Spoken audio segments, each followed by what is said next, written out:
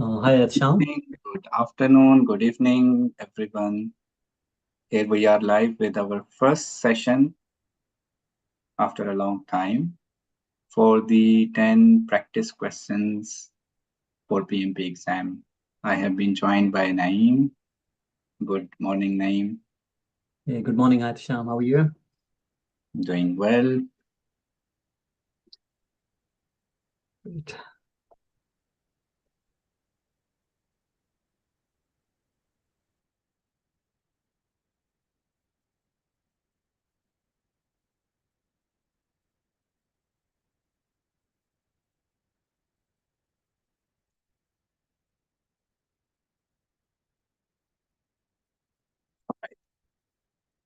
So we shall start on time. People will join in. So if you allow me, Naeem, let's begin. Sure, please. Yeah. All right, okay. So Allah, we start with our first question of the day. So you feel free to enter your answers in the chat window, and we will give the time for attendees to answer the question. And I will be commenting once we receive all the answers from everyone, and then we will move on with the other question. Hi, Akbar. I hope you Hi, guys Udit. have the option to enter into the chat. Yeah, In the meeting chat, right? yeah. Yes. Even on the YouTube live link, you can also do the comments, but you need to join us the comment section of our live podcast at YouTube. So you need to jump to the YouTube in parallel. All right. I would suggest for the time being, let's not waste the time and let's use the chat window in the Zoom, and it will be equally visible for other attendees. All right. So first question, I would not read out loud. I would leave it to everyone to read themselves and just comment your answer that what do you think is the possible answer of the question. So let's begin.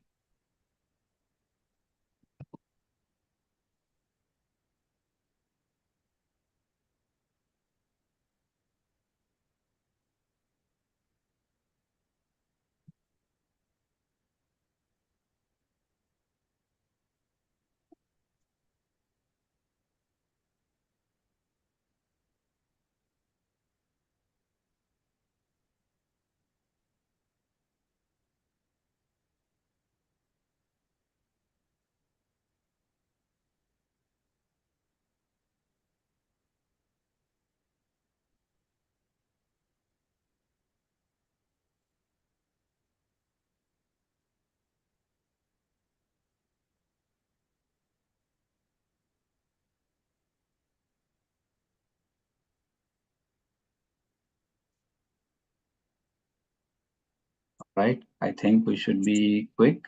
Maybe last 10 seconds to submit our answer.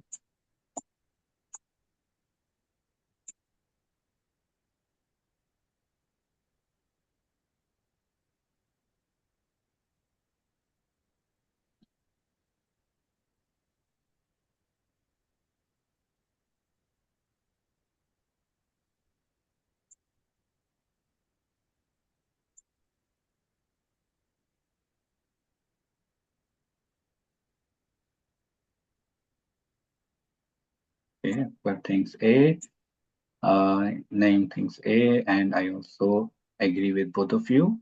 So this scenario is straightforward scenario where we must go back to product owner and stakeholders if without making any assumptions or for the clear and transparent communication. I think you guys are correct as well. And the other options we can rule out. Canceling the vacation is a very tough situation. Compressing the sprint duration further is also not in our hand. Finding any other developer who can be a stopgap arrangement could not be possible. So be transparent and notify the product owner. Let's go to our second question.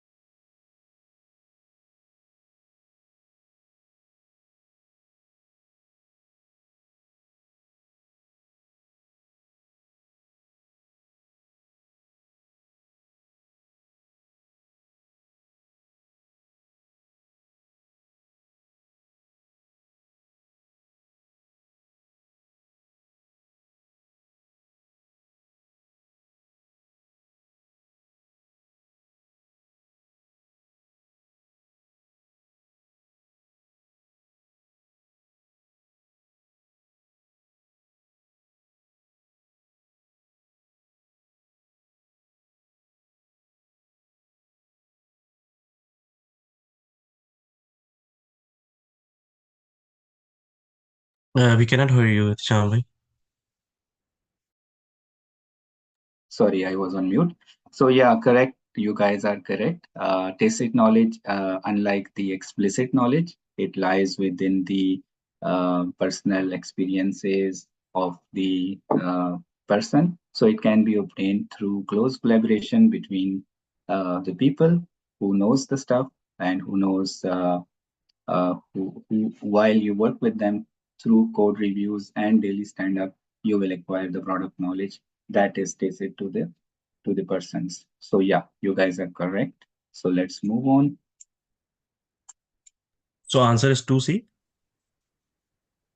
Yes, yes, correct. This is the best way that you can understand or you can transfer a tacit knowledge from within your team. So if you talk about explicit knowledge is some knowledge which can be documented, which is documented knowledge. So you can share like a document by an email, and it's enough. But the knowledge that is tacit, it belongs to the person and it is within his experiences. So it can only be transferred while you work together with them.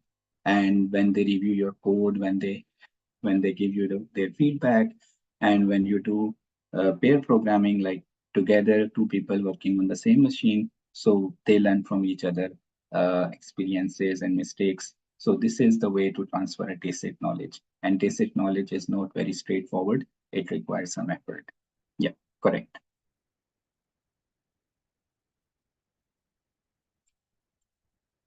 All right. So third question.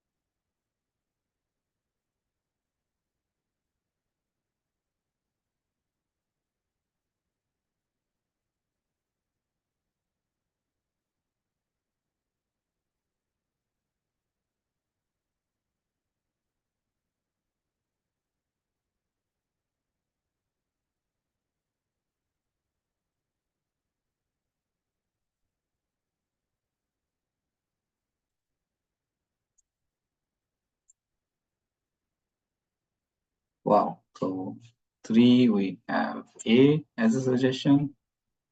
And let's see, we have A as a suggestion. All right. So I am proud you guys understand the difference between facilitative and collaborative approaches and when to use them. Uh, it's a correct answer.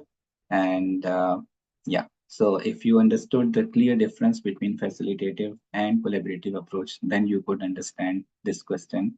And I'm proud that you guys knows this. So just for the audience, the collaborative approach is the best way here because it will involve and engage and take opinion of all the people who might have conflicting schedules, and then we agree on a some mutually acceptable schedule.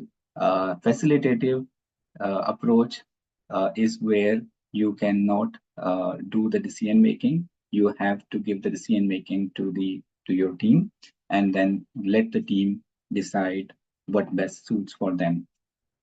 So here, facilitative approach works in self-organizing teams. Highly trained, highly self-organized, highly effective teams uh, can be considered as self-organizing, and those teams just need a facilitation. So whatever the team decides will be the leader decision. But here, a collaborative approach is required since the problem is within the different time availability of the team member for this particular session that the project manager is throwing. Yeah. Let's move on. You can stop me if you have uh, any point to discuss, guys. Feel free.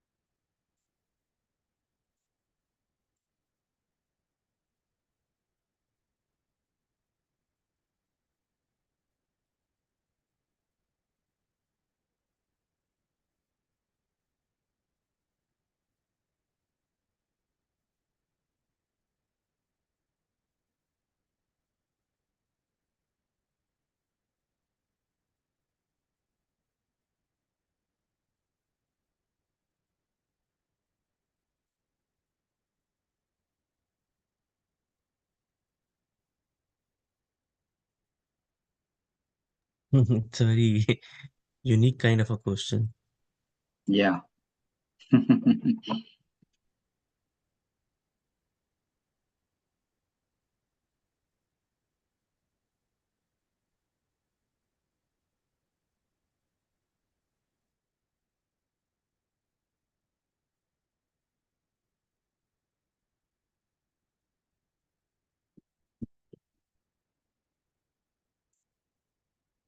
Yeah.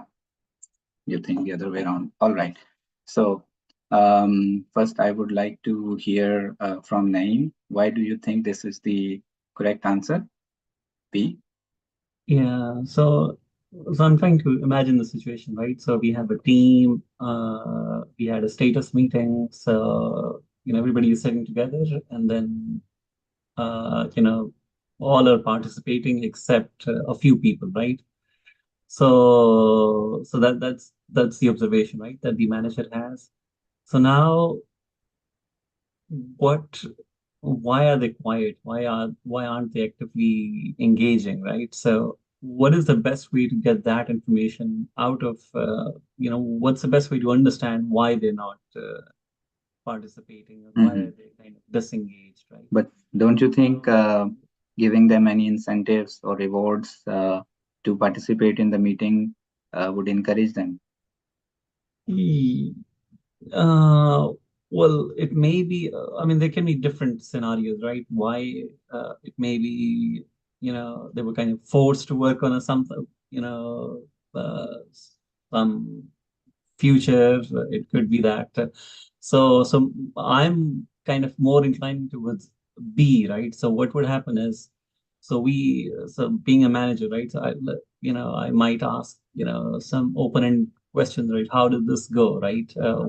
What does everyone think on that? So in that way, we'll get the feedback from each team member individually along with the team, and nobody will feel that anybody specific is being like being Yeah, focused or anything. So everybody no will get a problem. chance So, to. so your point of view is that we need to address the problem at hand is not participating in communicating. So when you will open the discussion with the some open-end questions, then it will be giving the chance for the people who are introvert and who are not speaking up. So they will freely speak up without getting judged because it's not a yes no answer question. It's just a discussion question, right? Yes, yes. And each team member is being asked, right? Okay, what do you think about this, right? This future and that future. So everybody will have a chance to input their feedback, and that will give an indication of what was going on, what was not right. So I think that's Very, why I think B might be very a one of the options. Yeah. Yeah. So this is the answer actually. You are correct, Naeem. And why we are ruling out incentive is because when we talk about the team and their engagement, primarily there should be some intrinsic motivation in the team than the extrinsic motivation, which is the monetary. So the intrinsic motivation would be that I like the work, I like the kind of task or the roles, or I know my role in the project. So if there is a motivation in the kind of project I am engaged in, then I am in the right team and I am at the right person for the job. So this is very much important that I have some intrinsic motivation to do the work. And why we are rolling out the C option is that it does help, like the slides does help us, or visual dashboards does help to spark the discussion and let the team engage with those statistics, or however those are just a mean, but not cannot address the issue at hand, which keep people not communicating. So people can communicate once you keep the floor open with the generals, not you know close-end question but open-end question. So that's the best answer. And I think Akbar, you have any comments? Would you change your mind or would you stick to the option D? I'm still confused on that because I thought D would be to give some sort of motivation so people can speak up. Uh, but going in open-ended questions, not sure.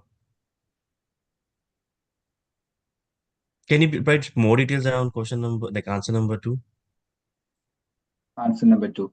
We are All going right. for the So answer number two, right? That is yeah, the right we are answer. going That's for answer number two. Yes, yes, yes. So we see the question. The question says that we have just completed a status review meeting and with your team, and the meeting was productive and informative. You know, as you discussed the completed work, uh, typical meeting, what is done, what is not done, and like that. But you found people, so much quiet, or maybe you noticed that some of the team members were not actively participating. So there are people who are vocal about their work, and some people, are shaggy and they are not confident to speak about their work. Okay. So what should you do to improve the participation from the and engagement from those who did not participate, right? So Mhm. we have different behaviors between the team. Some people are vocal, some people are shy. So how we can encourage them, the shy ones, the introverts ones, those who are not speaking and participating, by engaging, some asking some open-ended questions. Mean we can inquire about what do you think? What should we do? You know, like these scenarios, if we ask these questions and we ask them, what do you think we should do? What do you think can be done? But What don't you think like bringing them on a spot in a meeting will eventually make them more shy? Because like, right, for example, there are 100 people in a meeting room, right? And eventually I just point at you, okay, Tisham, okay, tell me about yourself or something like that. I don't think so at that point, that person even enough, if he's shy, he won't be able to speak up. what we talk about daily stand up, or we call about the status review meeting between the teams, is not where primarily many people attend. It depends on the size of the squad, but if you talk about normal squad of 8 to 10 or 11 members, it's the same team. It's the same team, and this is why we gathered with a team of developers and testers. This is why we gathered to check with them, mostly the developers, that what is the progress and what are the challenges they are facing. So it's their meeting. It's their meeting where they need to speak, and mostly as a project manager, I need to facilitate the discussion. So I need to come up with a number of ways, like I displayed the visual aids, maybe Kanban boards, which will help them to talk about their stories, Mm. which could be one of the possible answers, which can actually help the person to talk about what he was working yesterday or what he faced the problem to. But again, as a facilitator, I would, uh, even if the feedback or the progress is quite apparent on the dashboard, that what is done, but this done is already appearing on the Kanban board. But to spark the discussion, I need to engage with them with the kind of like, I need their feedback, guys. I need your feedback. So kind of these kind of questions will encourage people to have their say. Yeah, and it's not necessarily that people who are disengaged in this meeting are generally shy, right? So we don't know. It may be that they're not happy with something. It may be that they have another opinion on way a future has to be developed, right? So it could be anything, right? So we need to first, kind of probe and see, uh, first, get them into engagement mood, right? And once they get engaged, then they will, you know, when you start talking, discussing a future or a topic, you will understand where they're coming from, and that will help you as a project manager to kind of, to address the root cause, to make them more engaged, and so Yeah. that's how I. I would like to ask your opinion, guys, on option A. What do you think if I assign a role, like if I make you the timer of the meeting, if I assign you a specific role to, let's say, uh, watch, watch out uh, any uh, any breaking of the ground rule during the meeting, right? If I give you some role that apart from your meeting, apart from your own status update, you need to be watchful of what others do, and you have a role, assigned role. So, what do you think? It will increase the participation and engagement? To be honest, initially I was thinking A or D, and never thought of answer B. So, yeah. Yeah. What do you think, Naeem? Mm, Everybody is doing their work, right? So we see, right, the meeting was productive, informative, uh, things are being done as so there's, I think the question is basically not about roles and responsibilities. So that's already, everybody is doing that, right? So there's no question on that. But I think here is the question is more on how to engage the team members who are, for some reason, slightly disengaged. They're not present in the meeting while they are there. So, Mm. so there is, so, so there is something, right? What is causing them? Why is that? So we need to understand that, and for that, I Yeah. think there could be different ways, but it's one of the good ways is, ask open-ended questions, and ask each member to give their feedback. So each team member will have their opinion. So once they speak up, from the tone, you might be able to, see, how are they feeling about a certain thing, or, maybe Yes, something personal going on their life. Like, we don't know unless we, so I think always communication is a very good tool to, yes, rather than assigning responsibilities and things like those. yes. So I think communication is really important here, and this would kind of True, true, true. facilitate that. Do you think, Akbar? Does it answers your question? Yeah, that's fine. We can Okay. go with B. Yeah. All right, guys. Fifth question.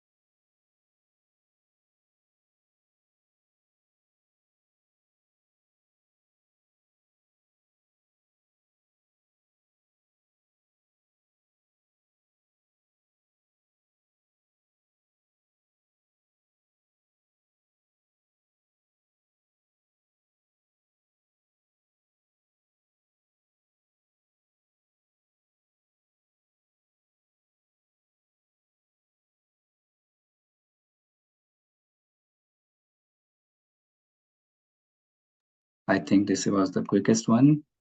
5A and 5D. All right. Yeah, I was suspecting this debate. All right. So this is a good question and good that we have different answers coming up. All right. So what is the purpose of the team charter and what is the purpose of the ground rules document? So let's understand it from a scenario question. Okay, the scenario question that is given here is that you are a PM of a project and you have completed team formation and have created a document that adds the purpose, value, norms, and expectations of the team members. So what would be the name of the document? So another scenario that you can think of is that you are in a team and you have some ground rules that you have agreed on, that we will be on time, every meeting will start on time, everyone will have the update of their actions, and we so this is expected norms, right? So the meeting will not extend, the allotted time, and will stick to the agenda, and we will not talk about irrelevant topics or irrelevant stuff, or maybe no talk about certain things that are against the diversity and the inclusion. So these are mostly related to the communication, the way how we communicate. So those things are part of your ground rule document, right? Those are part of your ground rule document. Now, when it comes to general document that has roles and responsibilities, that has the purpose of the product, the purpose of this team, like why this team is created, what are the values of the team, and norms and expectations uh, for this project, for this particular project, what is expected from the team to do, all right? So that document is a team chart, okay? After and it is derived from the project charter, that to what this team will deliver actually is coming from the project charter. So the team charter is that team commitment to what is there in the project charter. So and also it starts with the purpose of the team, it starts with the values of the team at a broader level, but specifically when you talk about the communication, then it is included in the ground rules documents. Yeah, so that distinguishes between these two documents. However, they are mostly interchangeably used, but they are distinct documents. One has the principles, values, and the purpose of the team and the roles and responsibilities of the team, and the other, which is ground rule, which specifically talks about the communication guidelines.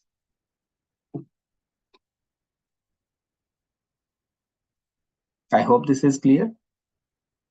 So the answer is A, team charter. Akbar. Yep, I agree. All right.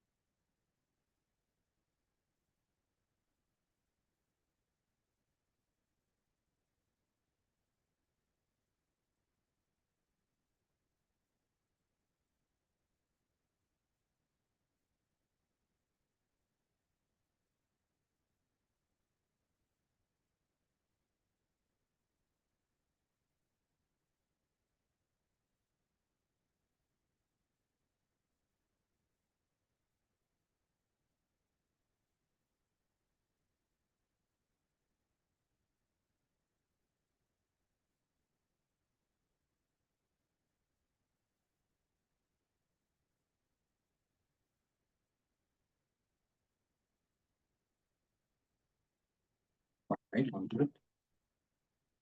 good. Just 30 seconds.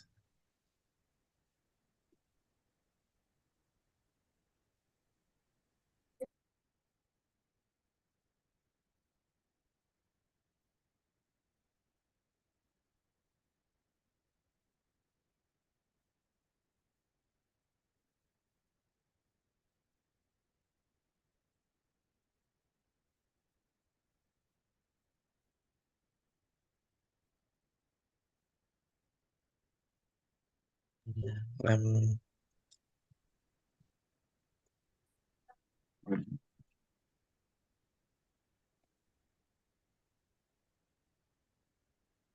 A, I'll just guess a wild guess. I'm not sure what is that. Cost of conformance. but you guessed already. 1 second. Let me see. Wild guess A and name A. Name. 1 second is A also, and Akbar is A. Okay. So we have a term called cost of conformance, and conformance mean that meeting, doing it for the first time right as per the. So you are preventing any mistake to happen. So you need to conform to the requirements, and quality means conforming to the requirements actually. So if you are delivering 100% what you set off for and what you captured as the requirement, it means that you are mostly delivering the quality. So there is, when it comes to cost of quality, there is a cost to prevent a mistake to happen, and then there is a cost to correct the aftermath of the mistake.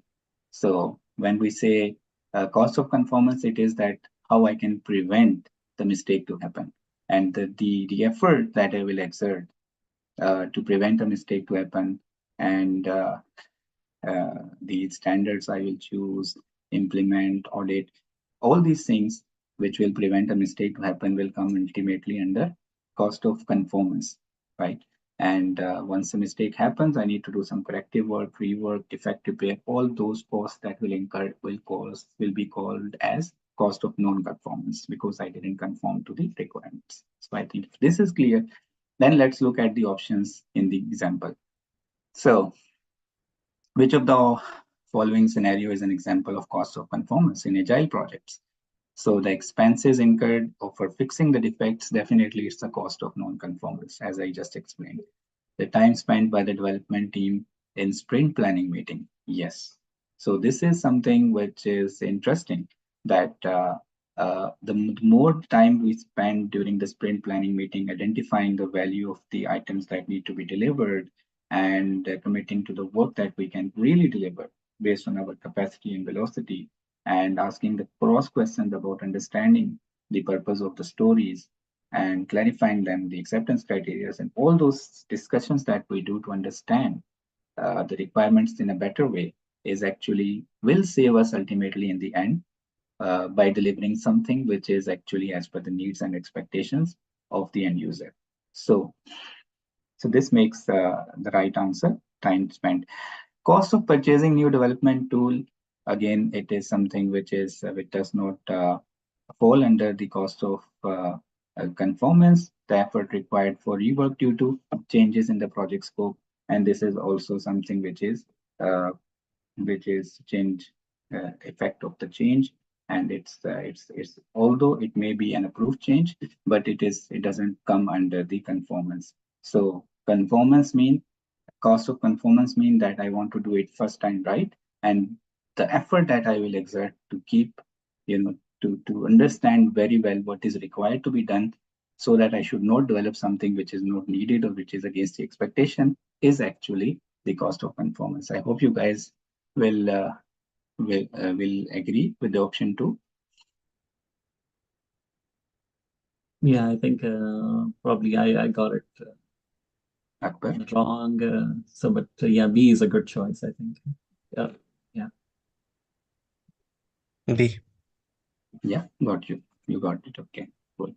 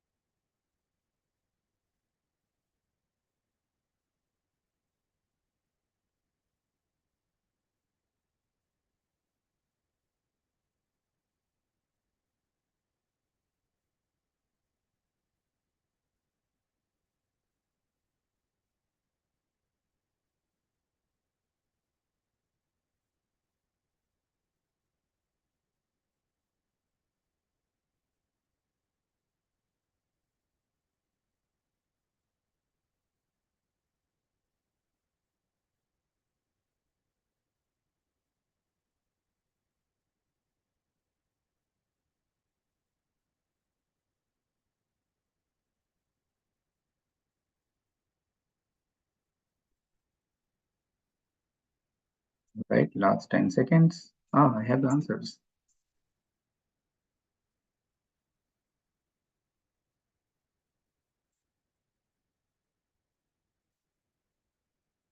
What do you think, Akbar? Ah, you think the other way around? See, all right, let's go. Okay.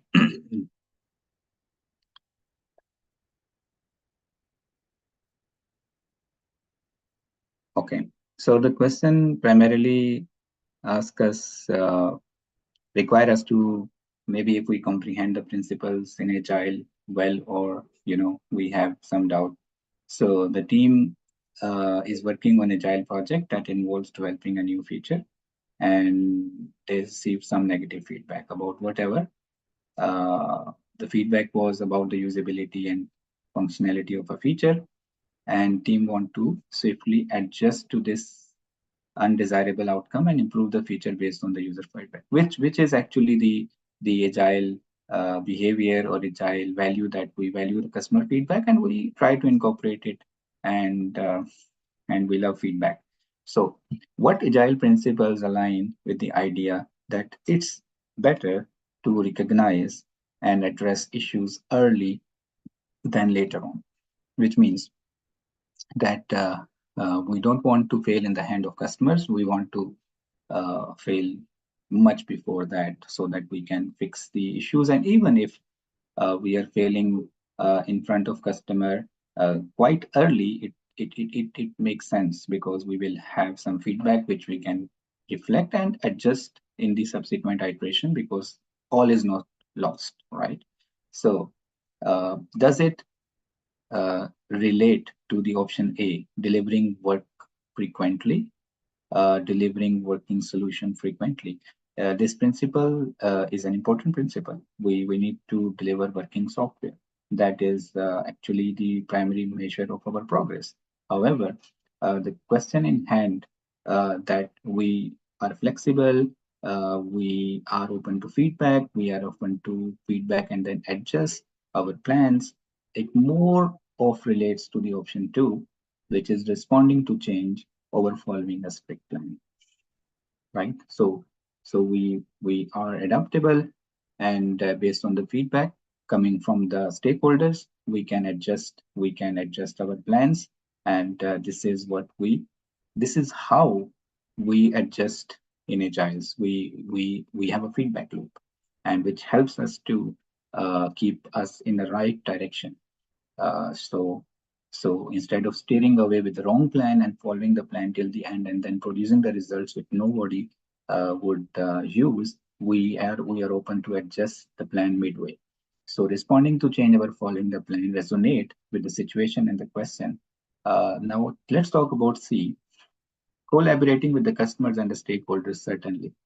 Now, if you see, when you are asking for the feedback, you are open to feedback, you are kind of meeting the stakeholders and then showing them the work, which means that you are openly collaborating with your customers, right? It's very well resonating with the situation at hand, right? But why it is not the actual answer of this question, right? Uh, the question lies, what agile principles align with the idea that it's better to recognize and address issues early rather than later. So, and then when we look into the option B and C, we have a kind of competition.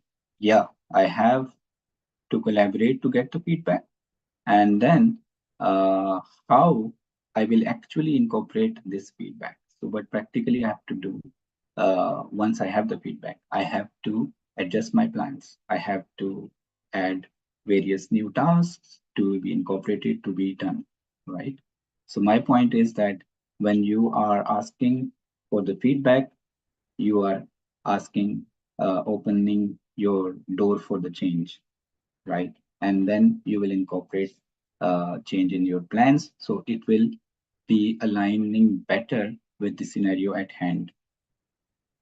What do you think, guys?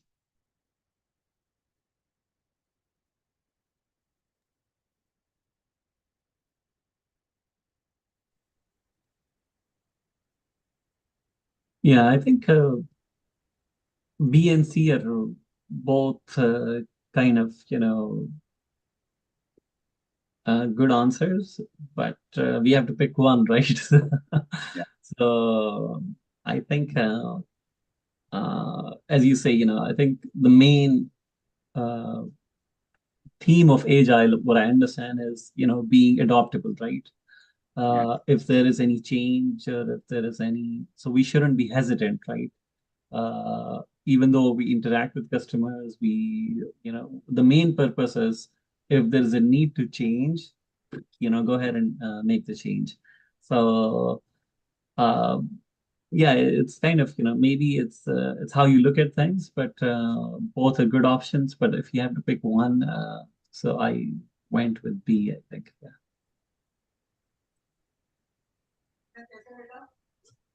what do you think, Akbar? Exactly. The both B and C are very close answers. I agree, like agile works on a foundation for responding a quick change, right? But the first step is to have a collaboration with customers and stakeholders, right? And it's not necessary that we go for a change until unless we have sufficient funds or costing behind it. So first, what I understand, like, even though you are going for a change, I agree, but do you have funds for that? Is the stakeholder agree to pay for that, change, and how big change it would be? So I was thinking on those lines that those factors should be considered before going for a change.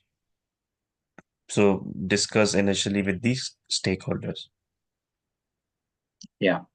So again, there should be one thing clear in our uh, approach when we are solving the PMP questions, that we should primarily focus on the information given in the question, and we should not add some assumptions with that. So you whatever you said is correct actually. However, this information is not given, and we can't assume this information. Generally, it is true, but right now we have to be specifically relating the principle to the scenario in the question, right? Where team wants to swiftly adjust to this undesirable outcome and improve the feature based on the user feedback, which means they need to incorporate the feedback, and this might require them to actually change their course of action, their plan, which is actually they can no more stick to the previous plan. Now they have to incorporate maybe another sprint to incorporate the feedback of the customer in the second sprint, right? Mhm. So now the regular sprint, which was planned next, uh, will be uh, will be changed, because we have a feedback on the delivered feature, and it need immediate improvement, right? So now we can't stick to what was planned next. We have to incorporate the customer feedback, and this means that we are adjusting our plans based on the customer feedback. Got it, guys? Yeah, so I think initially when I read this, the statement, right, the question, so I was thinking that the future that was being developed for an online shopping platform has gone live, and that's when they received the feedback that, hey, this is the situation, right? So that's why probably C kind of, I kind of eliminated it, because this is usually before, right? During a retrospective meeting, or sorry, during a sprint review, right? So that's why C went out of my mind I initially got you. also. So, Got you. All right, cool. Let's move on.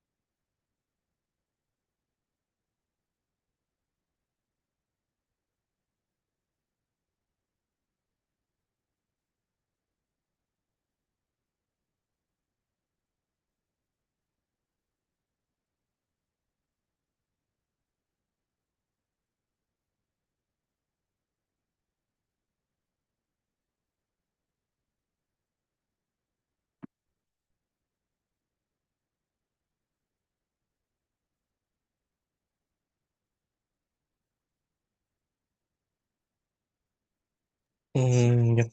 and B or C? Okay,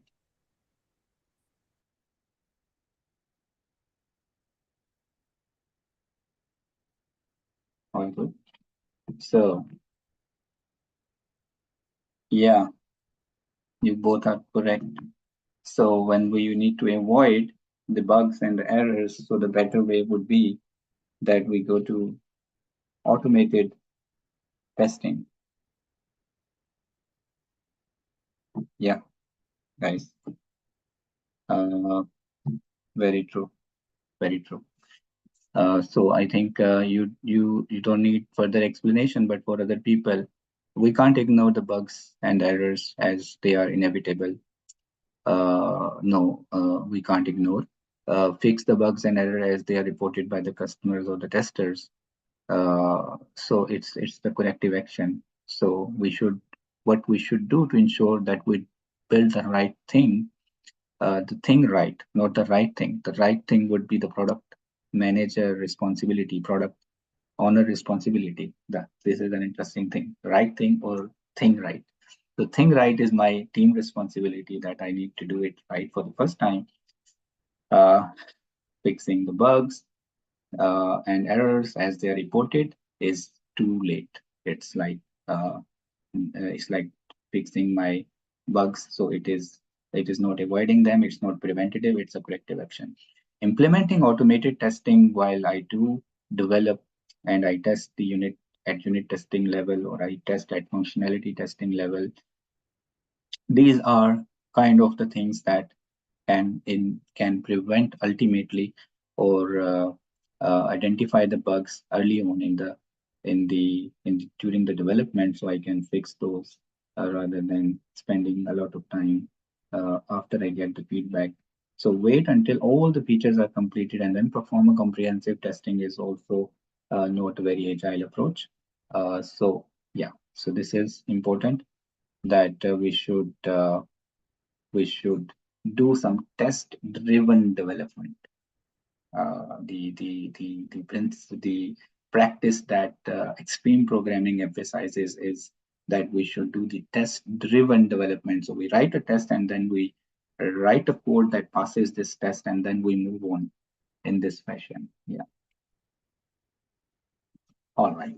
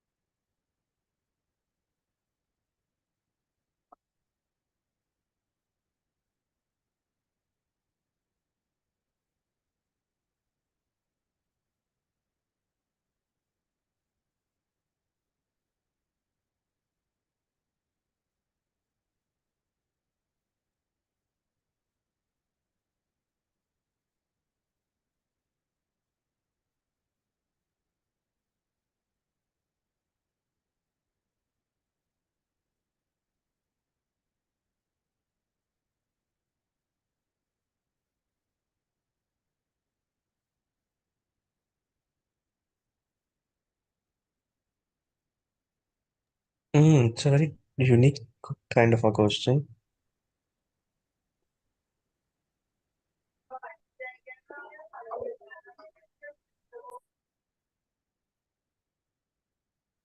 Yeah, I have answered. Okay.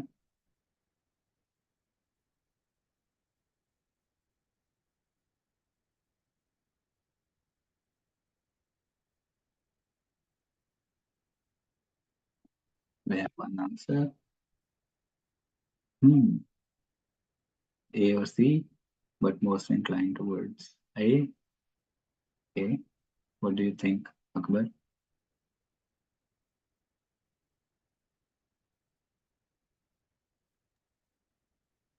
Just 30 seconds more. No.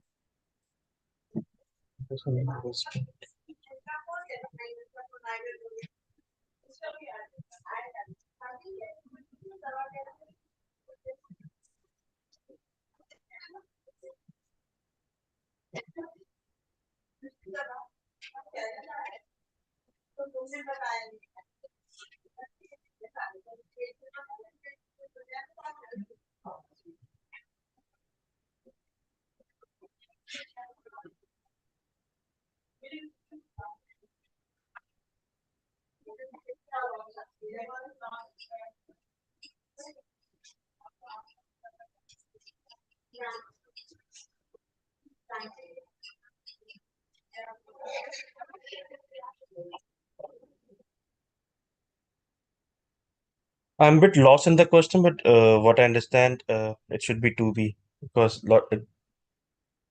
I'm not still clear on the question. Okay, no worries. So you think the answer should be Oh, B, right? sorry, B9B. Yeah. Okay, okay, yeah, yeah. Apologies, there is no ABC. Okay, but you understood now. Yeah. So principally, the answer is C, and we need to be aware of a term called swarm.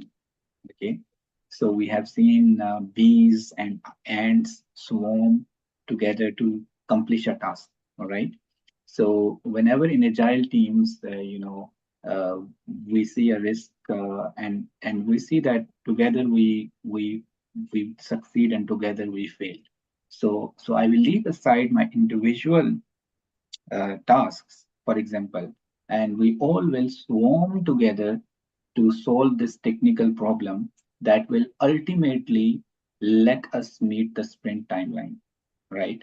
So each person, it's not a individual race.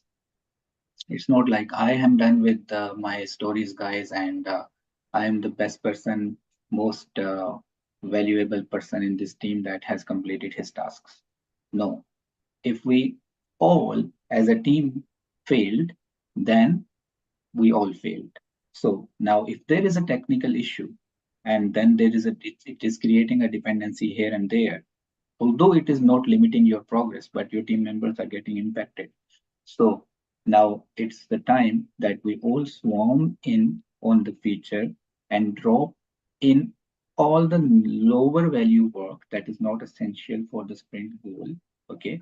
But we all focus on what is essential for the sprint goal and delivering the sprint goal on time, right? The only thing I had was the product owner must be kept in loop, right? So here, answer C, that sounds reasonable, but only after product owner has been informed of this, right?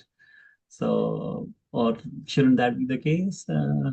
Yeah. Now the counter, or maybe if I put in your justification or question in another word would be that if it is not a high priority task, then what it is doing in the sprint backlog. Yeah, that's good. So it is an important high priority task. Okay, that's good. That's good to know. Uh, uh, okay. Yeah. The team believes that there's a high risk of not meeting it due to some technical issues and dependencies. Okay. Yeah, that makes sense. Yeah. But But the yeah, counter question would be, before we uh, go and because usually there is it's probably one or two more things, right? Probably there's one more than one future or one set of things, right, that people are working on, the team is working on. So if you look at A, right, so that has product owner, but what the product owner is doing is it's assigning to different team members. So maybe that's kind of not really a good idea, right? So I mean, if any team can resolve it, why, you know, uh, so yeah, maybe C is the, yeah, makes sense. Yeah. I think, I also see A as anti-agile, which means if I am dictating, you do this, you do that, it's a conventional project management, right?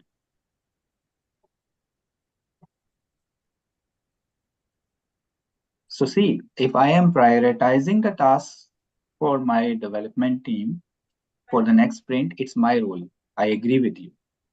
But in the mid of the sprint, I am intervening, uh, and taking the task from one developers and giving it to the other developer, like it's kind of a micromanaging behavior, right? I am okay, I can prioritize the user stories or even the sub stories or the tasks ahead of the sprint for my team to work on, and then I don't really interfere while with the task on the table of the team member, right? yeah, makes sense. So what about, so are there situations where, um, so during the sprint, if in which situations would we go back to the product owner, right? If there are challenges like such as this technical Yeah. challenges or dependencies that come in the way, do we go back to No, product owner and tell him, not now. we're facing these challenges, or should we try to? I got your question in a way that, okay, which type of questions we will actually, or which type of technical risk or challenges which we will taking back to the product owner to ask them to prioritize and add those mitigations for those risks in the upcoming product backlog, uh, or the current product backlog or the sprint backlog even. I'm resonating with your idea of the problems taking up to the product owner for resolution or prioritization. I agree with this principle. But in the realm of the team, they first have to find a solution themselves. Not everything, not every technical issue risk should be taken up to the product owner, uh, you know, to prioritize, right? So we as a team should find the solutions ourselves. We should help ourselves to find a solution. And swarming on a feature and dropping some non, valuable items for this sprint goal is the empowered team doing at decision making at their end, considering the sprint goal is met and the time, we are delivering on time, right? So I suggest that we, uh, as a team, should find a solution at our level and should not escalate each and everything to the management level. You agree my point? You would. I hope I clarified your. Yeah, no, that makes sense. But just, I know we shouldn't be overthinking, but it says, uh, technical issues and dependencies. So it really depends on the situations, right? Is it something that the team can resolve, or does it depend on other teams and things like those? So a situation, it really, uh, But we don't know, right? Or maybe I think the instead of going all down to see, let's go ahead and resolve these technical issues and dependencies. First, we need to figure out, right? Is this an issue that we can solve, or it's out of our, you know, domain, right? Or if it's out of our, Yeah, uh, so it's something technical. So it's a development team. So definitely, even if they go to product owner, they will ask for the solution from the team. Did you brainstorm? Did you find out the solution? What is the solution, guys? Give me the options, right? So then again, the team has to brainstorm, right? So yeah. So again, they need to join hands. So that is the option C. But can't we and buy in the time over here to Yeah. resolve those Yeah. dependencies and issues? So now the thing is, guys, uh, that's one of the option. That should not be our first option, right? So so we tried to drop uh, some lower value work, and we found use that time to solve this technical challenge obstacle within the team themselves. And if we failed, we have to actually now we have to drop a valuable item. Maybe now the thing is, now the sprint goal is impacted, right? And if the sprint goal is impacted, then definitely we would fail to meet the sprint goal within the time. And ultimately, it's not asking for more time, it's failing to deliver within the one sprint, and then requiring more time to do it, right? So instead of asking for more time, we have the time till end of the sprint to solve our problems and then deliver at our best with the justification, right? Rather than immediately asking and raising the voice that, guys, we won't be able to meet the sprint deadline, and there is a time. Uh, Meanwhile, we can fix our problems.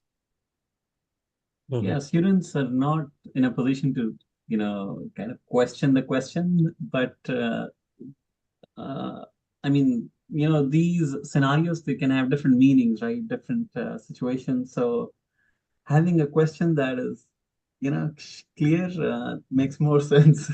But of course, when you are in a situation, things will be more clear, right? As to if it's the technical issue can be solved, or it's dependent on other teams, other tools and things that may require other team members. So I'm just, I hope PMP questions will be, will be more, will be such that, situation will be clear, right? So the question can be as tough as, they can be, but at least I hope you understand what I'm saying, right? Yeah, you are saying that We don't know, right? The technical issue and instead dependency of is it. instead of giving too many similar options, we should be having the conflict between one or two options, not more than that, right? Maybe more, because when we say about technical issue and dependency, right, we don't know whether that can be resolved by the team, or we need, you know, somebody else's, for example, you know, yeah, we shouldn't be assuming too many things, but Yeah. But Naeem, don't you always. think that these technical issues and dependencies should be resolved by technical people? Because if had it any other impediment, I wouldn't even let it bother team, right? I would say Scrum Master and the team. Scrum Master should facilitate the team. If it is a dependency which is not a technical dependency, it's some infrastructure requirement, it's some information requirement, or it's something that even product owner can be approached, right? So, but when it says technical issue, it's not a normal blocker that I am raising with my Scrum Master, right? Or project manager. It's something that the team discovered, and it's a technical nature, and it requires some brainstorming by the team to solve together, right? The experienced developers together with the junior developers, and resolve this impediment which they are facing at technical level, right? It's a technical issue. So I would say, because it's a technical issue, that's why team is forming in. Had it been a product clarification, or some misinformation, um, some missing uh, information in the story, I would resort to Scrum Master to talk to the product owner, right? Escalate. Okay, so this would probably come up, right, during the daily stand-up meeting, right? Okay, here we have run into these technical challenges and dependencies, and it's taking time. So then during that daily stand-up or Scrum meeting, we would realize, okay, what's the Scrum Master will realize, okay, what's the way forward forward to this, right? So I think first question he would probably ask his own team is delay the issue, or what is the issue? So if the issue is to finish, if the issue can be solved and it's taking time, then I think it makes sense, okay, to go ahead and swan, right? But yeah, so yeah, so yeah, yeah, I mean, we can assume and we assume. So Yeah, yeah, I remember you told us, right, never to assume, not I know assume a what you lot. mean to So say. so I know what you mean to say. You mean to say that in the real exam, we should not be left, to assume. yeah, yeah, yeah, Yeah, we should. there But shouldn't be a room to but assume. it's good to have tricky questions. Yeah, it's good. It's good. I hope we have no debate around why C is the correct answer, right? But I think B, he was Akbar was aligning towards B. So, D but also. Let's discuss D. B as in Uh, boy. So, but is he okay now? yeah, yeah. Yeah, I'm D, okay. right? Like, though it is a right answer, but it should not be on the first point, right? Like, we should try to swarm and see how we can resolve this problem by, lowering other values like stories. Okay, good. Hmm. All right. Yeah. Even D is a good approach when we have a huge story and we have something that can be split and in chunks, and then we eat those small chunks. We can't swallow the full, right? So splitting the feature is very agile, right? Splitting the feature into small stories and deliver them in the subsequent sprint is something which is agile. But again, we have a sprint backlog which we committed, and we are having a sprint goal that we committed, and something technical came up which does not allow us to ask for another sprint, right? Yeah, this was a challenging question. So good. Yeah, many good answers. So at least two good answers there. But yeah.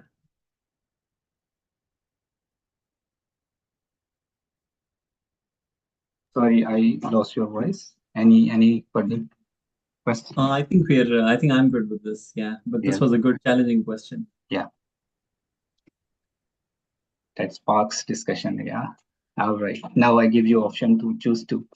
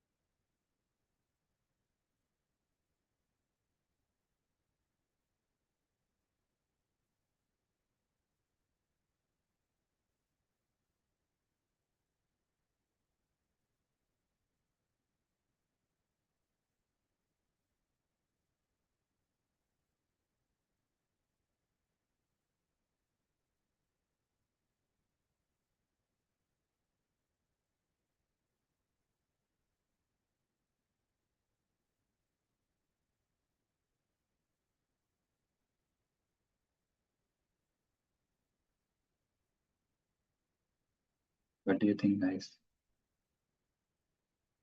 10 Just few more seconds? seconds, Okay, like last 10 seconds. 60 seconds.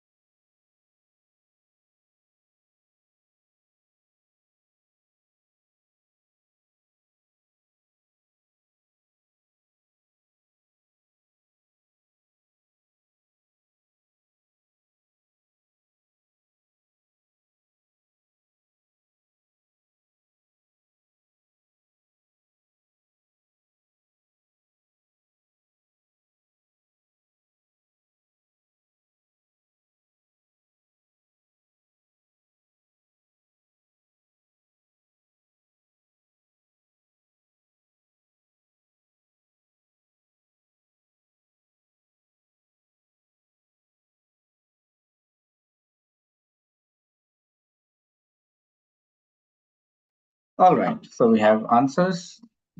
Let's see, we have answers A or C, A or B. Okay, so we need to choose two options, which are the possible risks introduced if we try to lead some activities than their planned start date. So applying lead time means that a activity might have been in the future, maybe it will start next Monday.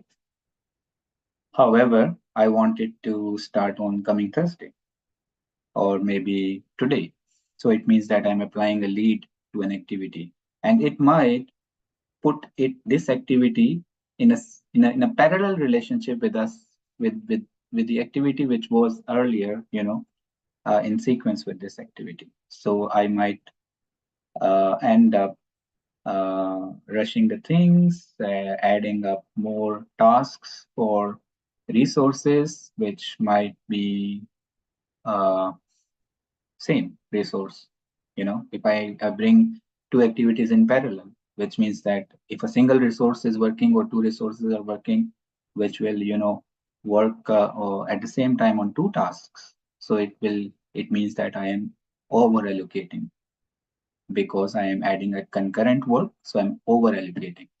And what will happen is that in the objective of compressing the schedule, I will end up doing things like over allocating my current resources, and also it may lead to rework later on, because when I will rush the things, I may skip the steps like testing or taking customer feedback, which might lead to a rework, which uh, which actually is possible if let's take an example in the current question, that you have an activities which were primarily in the sequence, like finish to start relationship, right?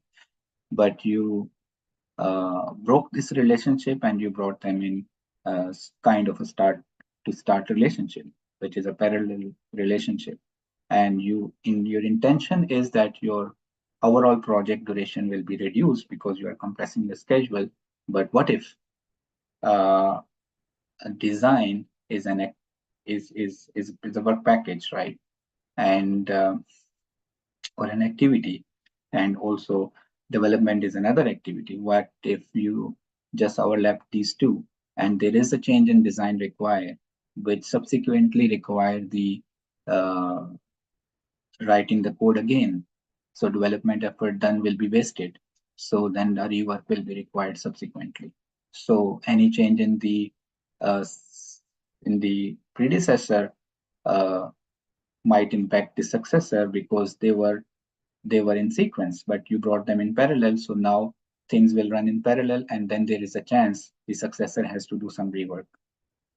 So from this perspective, the option A, the quality of work may suffer, which will lead to the rework, and C, resources might be over allocated because of the concurrent work, because of the fast tracking that we have introduced, or the concept of lead that we have introduced. So that's my justification, guys. And if you have some other opinion, you can talk about now.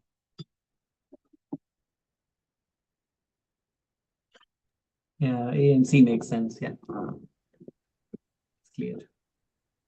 Do you think, Akbar? No, I was A with A and C. Okay, B yeah, B cannot be because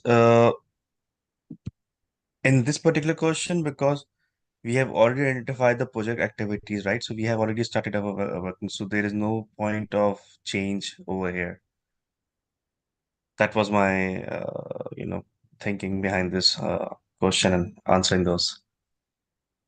yeah. It is not. Yeah, correct. So it's B is not the scenario here. Yeah, Hmm. it's not a scenario here.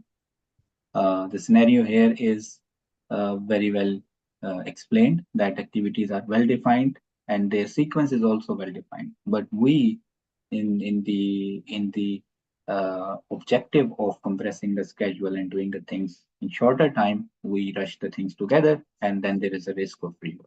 And then while we do the things together, the resources will be burned out. So these are the two possible uh, drawbacks when we do lead, when we apply the lead in certain activities, and when we do the compression, schedule compression through fast tracking. These are the two drawbacks that, or the risks that we introduce in our schedule. All right, guys. I hope you guys enjoyed today's session. I think uh, I will leave each one of you to give some suggestions and the feedback, and then we can close and wrap up our live session. Akbar. Oh, I really enjoyed this 10 questions.